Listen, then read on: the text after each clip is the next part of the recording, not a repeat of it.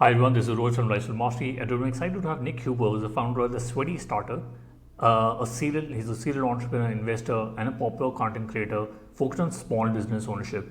Nick has co-founded and operates his primary business, Bolt Storage, a commercial real estate firm which owns 1.9 million square feet of self-storage facilities, and he's also the author of the new book, The Sweaty Starter. Welcome to the show, Nick. Thanks for having me. I'm excited to be here. Awesome. So, really good to have you again on the podcast. It's been around 2 years. But before we talk about the book, you made a big splash couple of years back where you started off with Somewhere, which is hiring top talent and 80% less than local rates.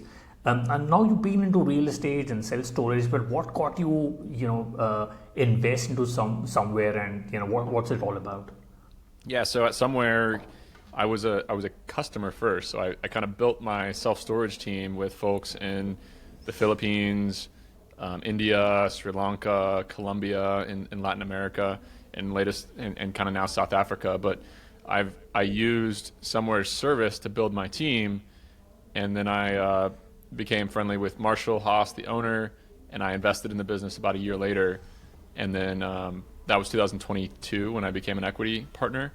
And then I actually acquired the majority interest in the business on May 1st, 2024, so about a year ago. So yeah, it's a good business. We have 165 employees. We're helping a lot of our clients in the United States and all over the world, build their teams, and yeah, it's been a wild ride. Interesting, because I thought you were like a bootstrap entrepreneur, but what was the experience about raising funding and running a large business? Yeah, so I raised a lot of money through Bolt Storage to buy storage, but it wasn't really the same. It wasn't private equity to buy an operating company, right? So I had some experience raising money. I had a lot of investors in my network. We had built Bolt Storage, but the management company and the rest of the business had been bootstrapped. RE Costeg is another growing business that I own. That business is fully bootstrapped. So yeah, my first acquisition was raising about $20 million to buy shares from Marshall. So the business still doesn't have debt or any venture capital equity partners. I just raised the money to buy the majority interest from the owner. But yeah, it was a big swing. It was uncomfortable. It was definitely something I had no experience doing before. Interesting. I think you're making the right bets, and you've been. Last time we talked about how to grow a Twitter following. There was a masterclass on that. I think in the last 2 years, since Elon has taken over, it's becoming more difficult to grow on Twitter. But what made you write the Sweaty Startup? You're doing different ventures, but what made you write the book? Yeah, so I've been a part of kind of entrepreneurship culture as an influencer for 5 years. And what dominates the media is stories of Elon Musk and Mark Zuckerberg and Steve Jobs and all these folks who build these massive companies and change the world, right? Yeah. But none of the wealthy people that I know did it that way. The wealthy people that I know did it by doing something normal, starting a regular business, operating folks, doing things a little bit better, getting really good at sales, at management, at delegation, at hiring, at decision making. They didn't necessarily, start a world-changing idea. So I was on a mission to kind of spread that message that, hey, look, to get rich, you have two options. You can go raise money and start a new idea, or you can do a boring business. And there's not enough out there about boring businesses. So I wrote a book that I kind of wish I had in my hands when I was, starting my first business.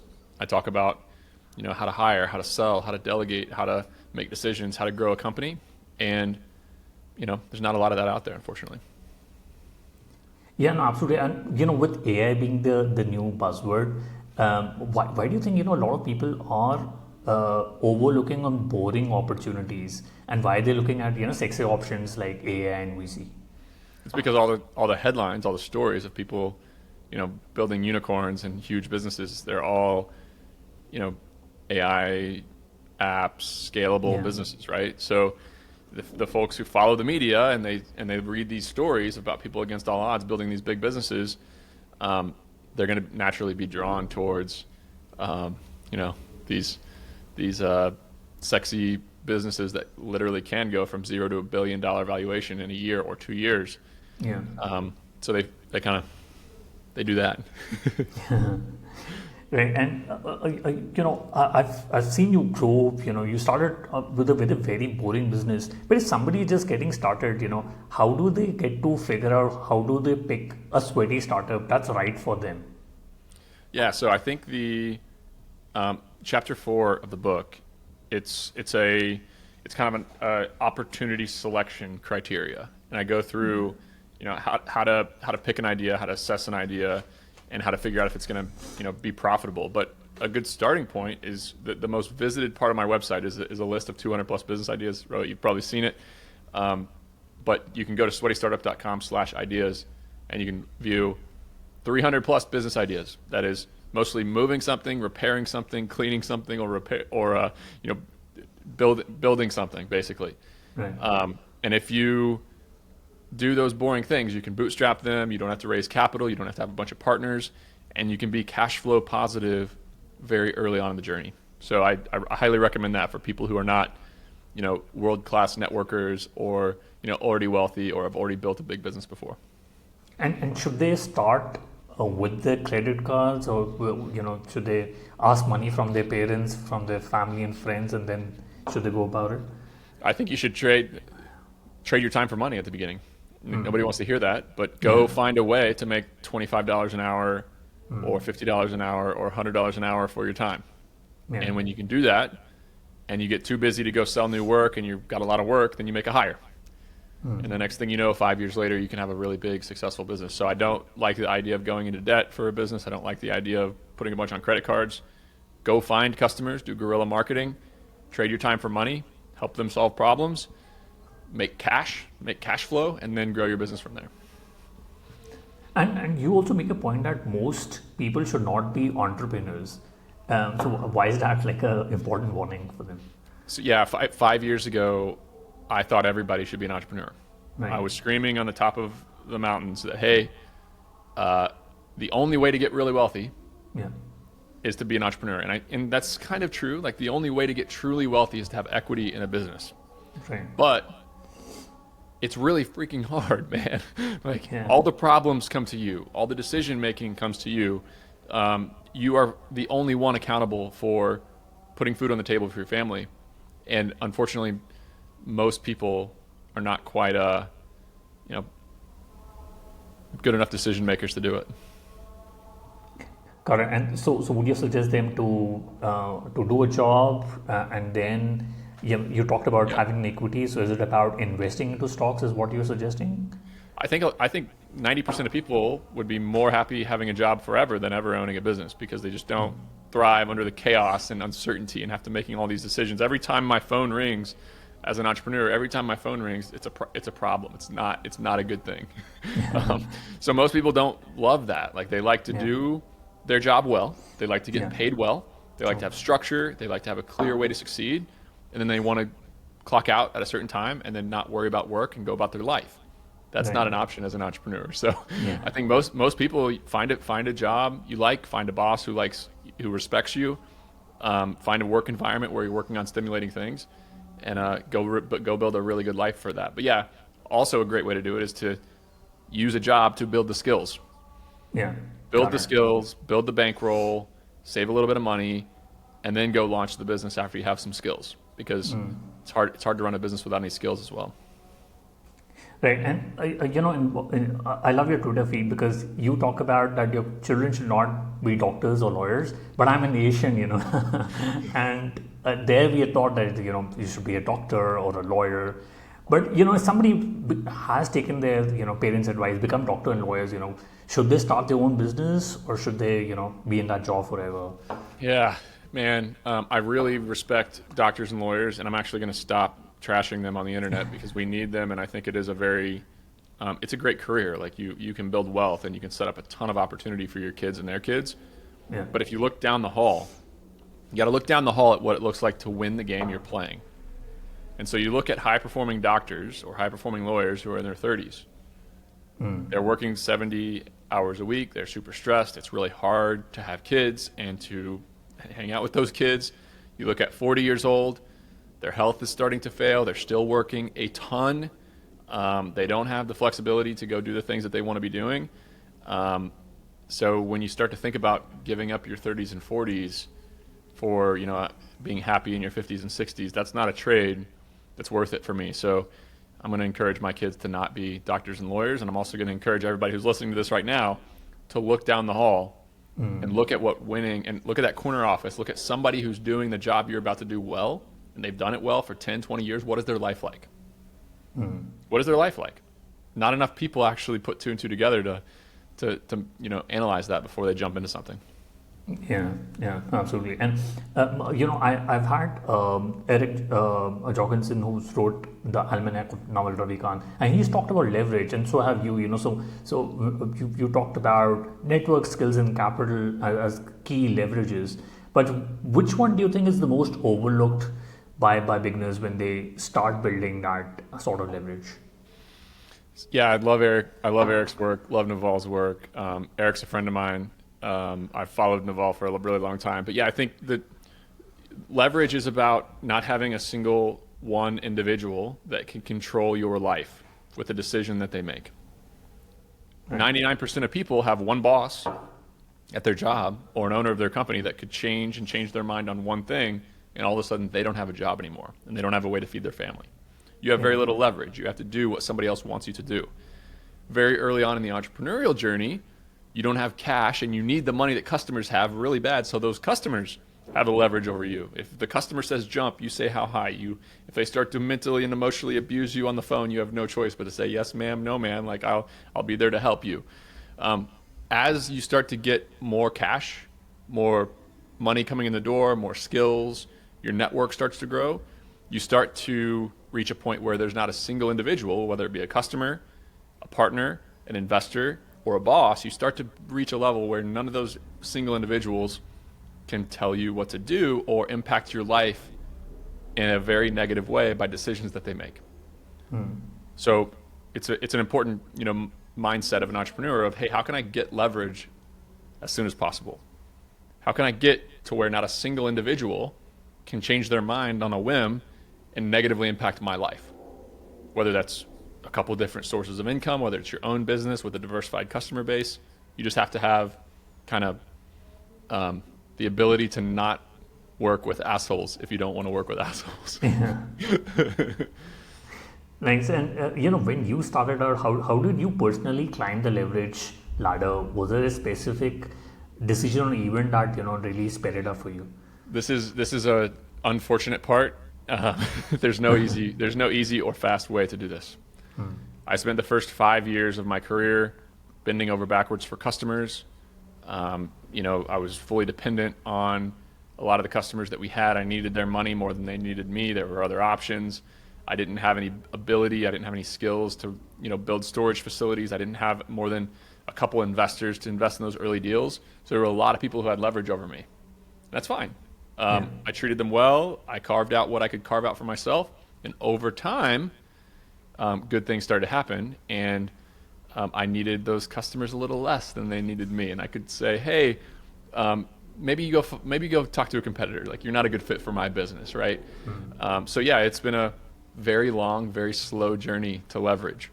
But that's an important lesson about business in general, is that everybody wants it all right now. Yeah. They're very bad at delaying gratification. But the truth about business and the truth about entrepreneurship is that it's a very long game.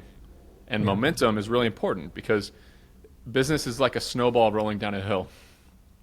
It's very hard to build that initial snowball. It's you got to be packing it tight. It's very small. When you roll it, it doesn't get that much bigger. But once it gets big and once you get momentum, it starts to pick up steam, and really good things can happen. So I'll say that you're not going to accomplish what you want to accomplish in the first year. But you'll be very surprised at what you're able to accomplish 5 years in, 10 years in. Because momentum has a way of taking over when you get in business. Yeah. I mean, a lot of people would quit in the first 1 or 2 years because as you mentioned, it's so difficult. And I'm sure there would have been moments for you that you would have felt like quitting. But how did you push through, and what advice would you give to founders, whose businesses would have disrupted in the last 2 years since the AI wave has come in, or, because of so much uncertainty, because of wars or whatever uncertainty is there. What advice would you give to founders? I think it's not all about the money. Sometimes it's about the skills that you're gaining and your ability to make decisions, and it's improving. I look at my first business, and the money that I made for the stress that I endured was not worth it. It was not worth it. I was very stressed out, pushing myself to the limit, very uncomfortable, and I was making a couple $100,000 a year, taking massive risk and running a big business. But I did gain decision-making ability. I gained resilience. I gained a sense of comfort doing uncomfortable and hard things. And so I would encourage those entrepreneurs that it's not always, of course you have to feed your family, and of course money is the scoreboard, and of course I love money more than anybody else, but it's not all about that. It's about acquiring the skills, acquiring the network, acquiring the capital to then grow as an individual and as an operator. Because if you can learn how to be an operator, you can add value anywhere, anytime. Yeah. So, and for someone who's stuck in paralysis analysis, especially when they're starting out, there are multiple things that they want to do. What's the simplest first step you would tell them to take today so that they can start their entrepreneurial journey? Yeah, I'd say go out and make some money and get excited by the small things. I think in entrepreneurship, there's a level of analysis paralysis where there's unlimited options. We just talked about the list of 200 plus different businesses you could start. But I think there's also a level of varying levels of excitement among individuals, meaning some people are very excited by the opportunity to go make $5, $10, $15, $20 an hour for themselves. That's very exciting to them. Other people, they want to start a $1 billion idea and they want to have unlimited scalability and they think it's going to be easy. And as soon as it gets hard, they're back to the drawing board. They're analyzing more and they're aiming, considering, and so on. So I think, they're like a little puppy, right? I have a little dog. Okay. He has unbelievable drive to chase a ball that I throw in my yard or roll down the hallway. Right. My friend has a dog that's 15 years old, and he sits on the couch, and he's a great dog, but I roll the ball down the hallway, and he doesn't even lift his head off the pillow. Be the young dog when it comes to the prospect of making money and getting out and trading your time for money and doing small, unsexy things. If you can suppress your ego and you can get excited about the little stuff, it's a very good attribute in those early days. And is it okay to copy someone? Like if Nick is running a boring company, and if I live nearby him, he's been a mentor, would it be okay to copy somebody's model and then iterate on that? Or somebody has a passion to be a musician, should they start like a music store? Should they? A lot of people say you should not follow passion, but what's your advice on that? So would I compete with a friend who gives me advice in my town and be a direct competitor? No, I don't think so. But would I absolutely look at the market and figure out what's working and copy it? Yes, 100%. I don't really believe in going undercover and getting advice from somebody and then becoming one of their direct competitors. That's just not how I would do business. But yeah, absolutely copy what works. What was the second part of your question? It was a good one. Yeah, one is either you can copy or should you follow a passion? Like the passion. So I think the worst advice in business is to follow your passion. Do what you love. Find what you're good at, and find what you're passionate about and what you're good at, and find that circle that overlaps, and then figure out a way to make money. I think that's horrific advice. The market doesn't care about you. The market doesn't care what you love. The market doesn't care what you're good at. The market doesn't care what you're interested in. It's not about you. To be a successful entrepreneur, you have to separate what you want from the market, and you have to figure out what other people want. You have to figure out what the best opportunity is and go after that opportunity, not necessarily think about what you love and what you want to be doing and then go try to make money doing that. I think that's a terrible way to do business. Got it. And how would you advise entrepreneurs to balance between moving fast and being prepared when they are actually starting out? If the risk, so the speed at which you make a decision should be directly correlated to the risk of the decision.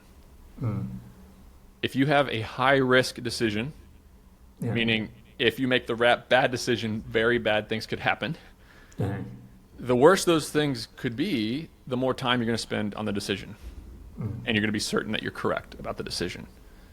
But if it's early in your entrepreneurial career and you don't have venture capital money and you don't have a credit card loan and you're just investing your time, then you can be aggressive and you can make decisions very quick and you can start to learn and iterate. The thing about decision making is that it's a muscle. The only way to get better at making decisions is to practice. Yeah. A lot of people listen to podcasts, they watch YouTube videos, they read books on business, and they think that, these books are going to make me better at making decisions when it comes to business. And yes, they help, especially if you're doing something and you can apply those things. But generally speaking, decision making is a muscle. So the only way to get good at it is to make decisions. I'm really into being a great father and enabling my kids to be great kids and grow up into whatever they want to be, productive members of society. And I firmly believe that it's my job to help them make decisions very early in their life. Not help, enable them to make their own decisions and live with the consequences of their own decisions while the consequences are low. My 5-year-old makes a decision that we're letting him make around the house. The consequences are very low. If he makes a bad decision, he might not be able to go get ice cream, or he might break one of his toys. An 18-year-old makes a really poor decision behind the wheel of a vehicle and his life could be ruined. A 25-year-old business person who's borrowing money or hiring people, the decisions continue to go up in risk. Yeah. So start practicing making decisions when the risk is low and the stakes are low, and build those muscles, get better at making decisions, and then you'll reach a point where you feel confident making bigger decisions quicker. Got it. And earlier during our discussion, talked about you firing bad customers once you have that sort of leverage.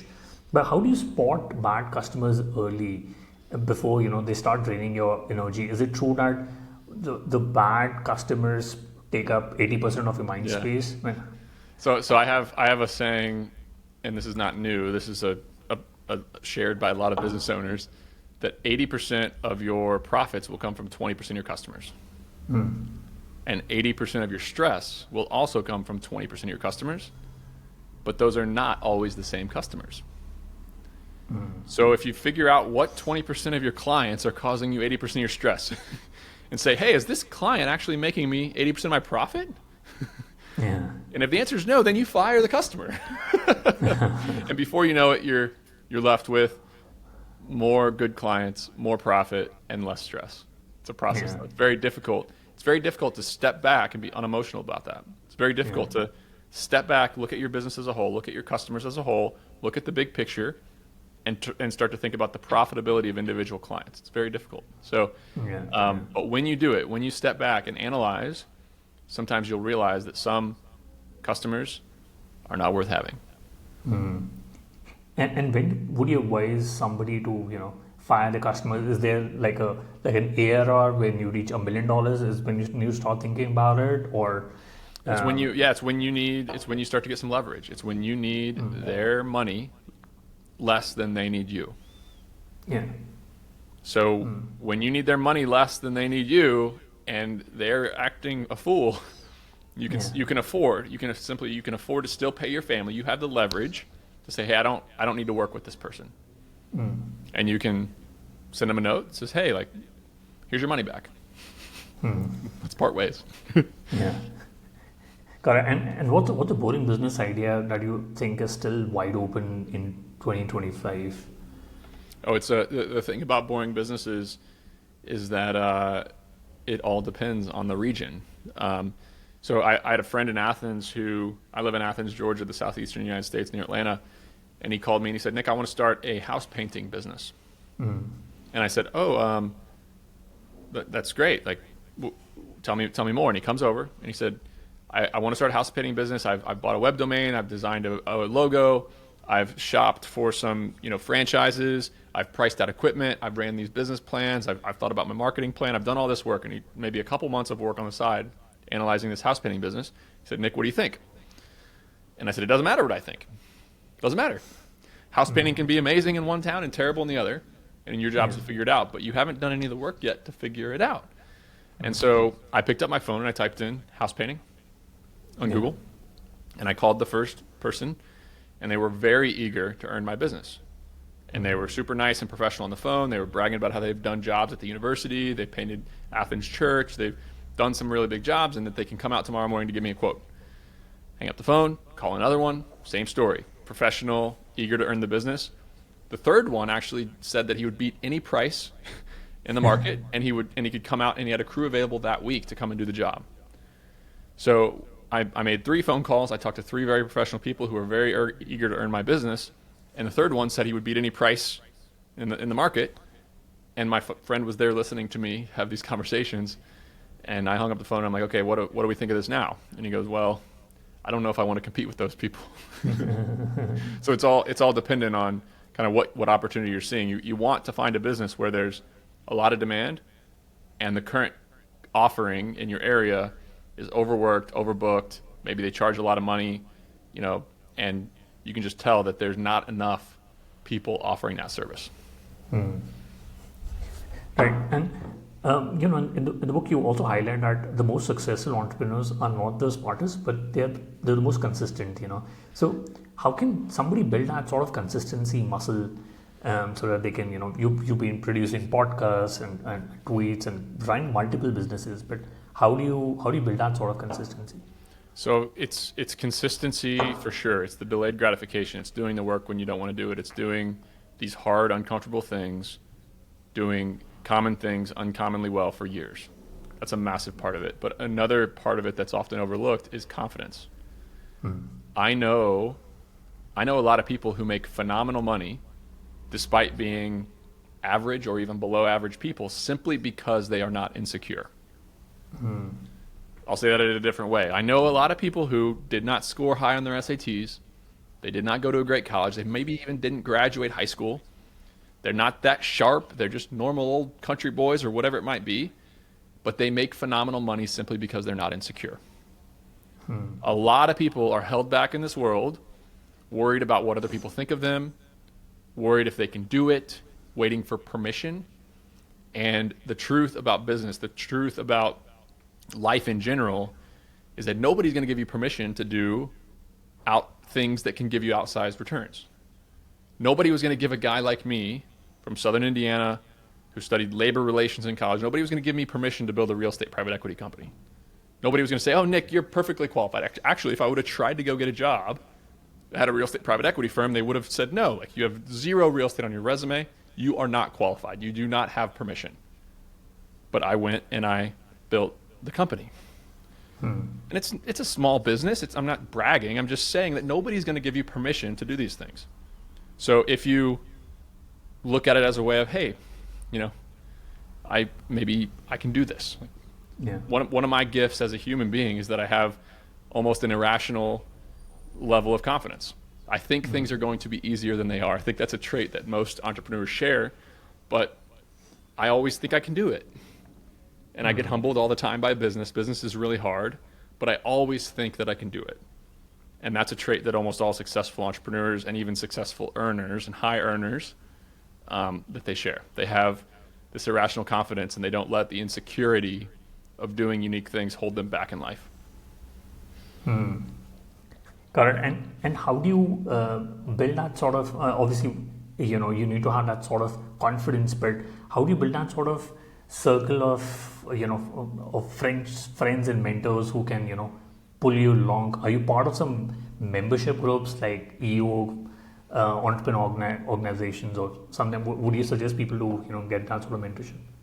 So one of the unfortunate things about business is that if you start to have a little bit of success, a vast majority of people will not root for you, and they'll actually try to pull you down because your success makes them feel worse about themselves.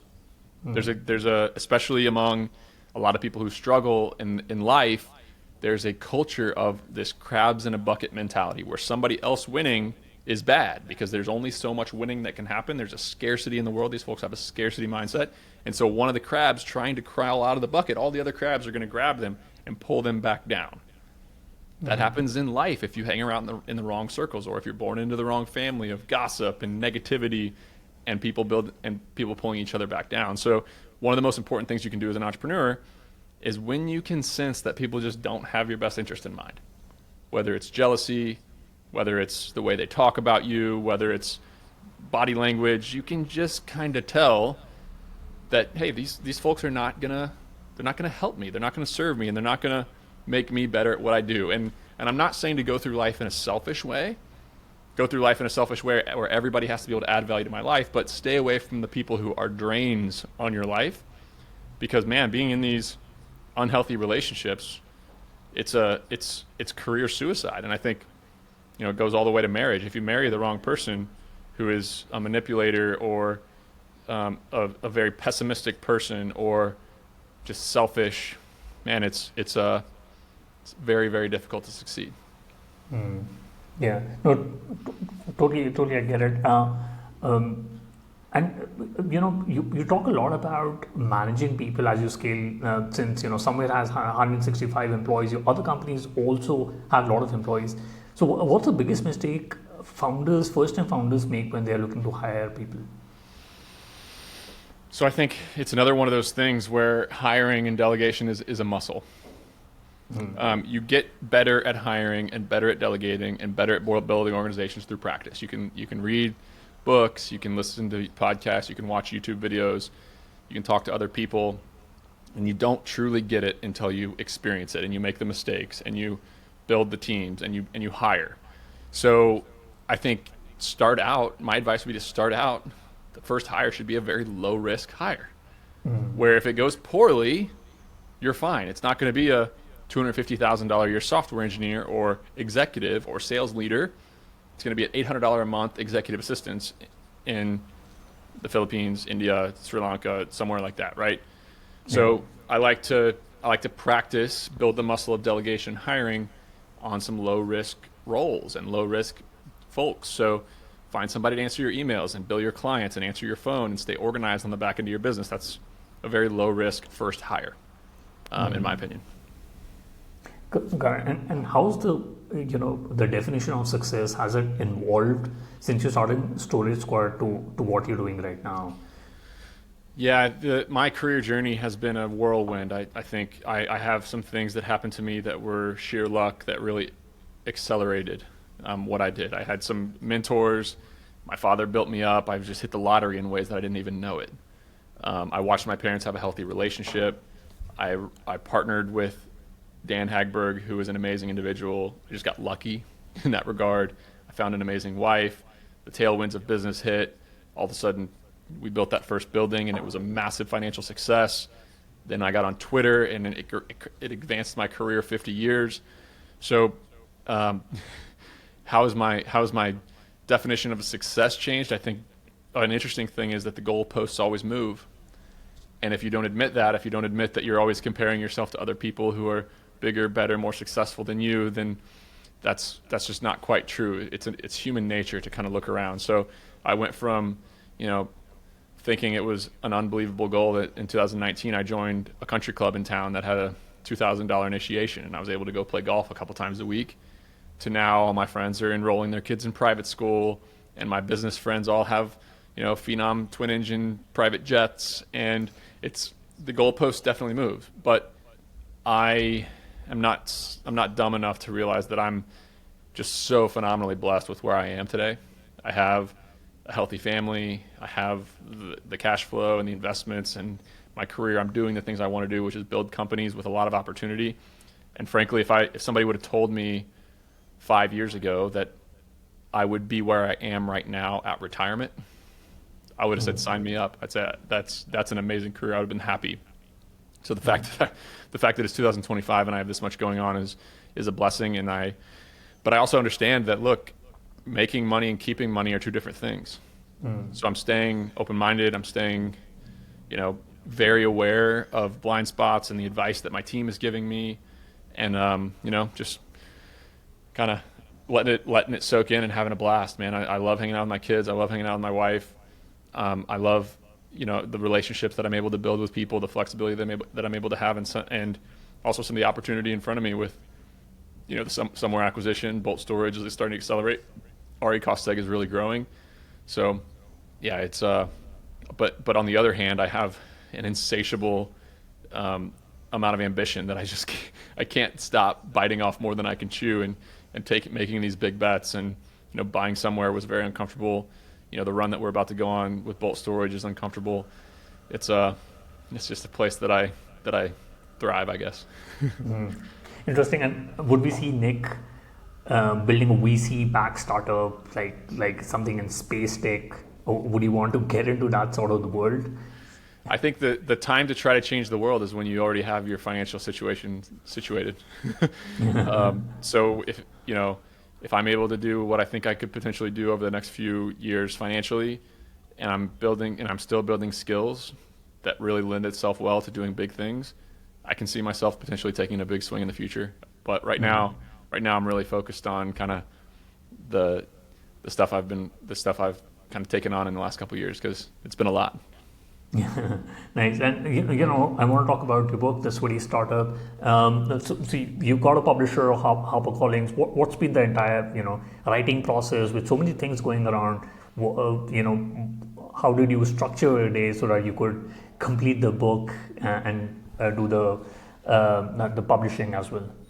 Yeah. So writing the book was a very unique experience, because I'm used to the world of write a tweet, send a tweet, and seconds later I have feedback. There's a conversation started. I have people's thoughts coming in. I have people liking it or disliking it, and I kind of get an instant pulse on whether or not I'm off base. I maybe learned something. I just have instant feedback. Writing a book took 18 months.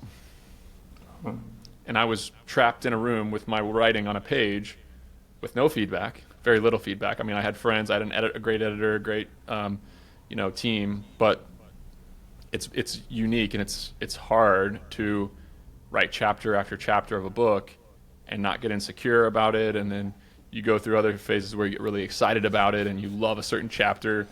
But yeah, it was a totally different style and different, test of my abilities, for sure, to write the book. It's challenging, but it was worth it. It hasn't been it came out 3 weeks ago. It hasn't been a massive success at all. It's done, sold way less copies than I actually wanted to sell. But I don't have any regrets. I love that I have this book. The conversation with my followers it's shifting. It's different. There's a little bit more that people know about me now with the stories that I tell in the book. So I'm really glad I did it. I learned a lot, and I don't think it'll be the last book that I write in my life. Oh, nice. That's good to hear. We'd love to have you on the pod again for your second book. And if you could just whisper one piece of advice to a 22-year-old Nick when he started out, what advice would you give to him?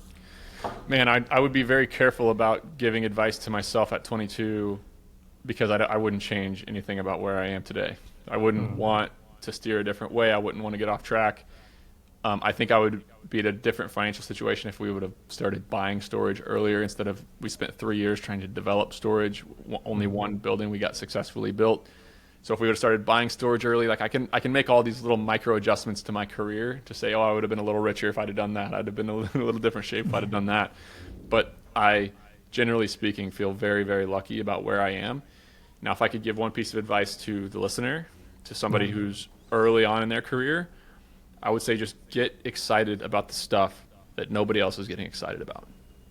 Get excited about the prospect of going out and making some money, trading your time for money, starting to learn how to interact with clients, to sell yourself and your ideas, to make that first hire, build the skills, and build the chance that things could really start to go. Because if you have what it takes, and if you can build a really big business, then life really opens up and it gets really fun.